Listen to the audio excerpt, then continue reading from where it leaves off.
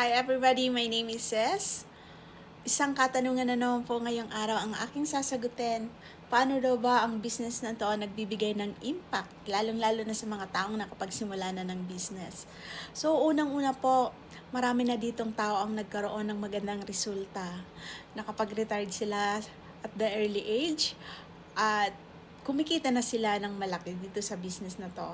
May napakagandang sistema. So, marami ng tao dito ang nabago ang buhay sa business na to. Kaya, ito ay nagdudulot ng malaking impact sa mga tao na gustong magkaroon ng side hustle na gamit ang social media. So, dahil dito, hindi ka na mahihirapan na magbubuhat ng iyong mga produkto dahil mayroon na tayo ditong system na gumagawa.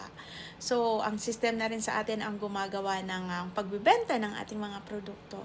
Kung mayroon man tayong gagawin, konti na lang. Kaya, kailangan mo lang talaga na aralin ng maigi, lalong-lalo na ang training dahil doon ka makakakuha ng idea. So, napakalaking impact na naidudulot nito sa mga tao, lalong-lalo na doon sa mga nag-change ang kanilang mindset dahil nakukuha na nila ang gusto nilang resulta dito sa business. So, ano ang sikreto? Unang-una, huwag kang titigil, maging consistent ka lang. Alam mo kung ano yung sinimulan mo at kung ano yung gustong goal na ma-achieve mo in the future. So maraming salamat po.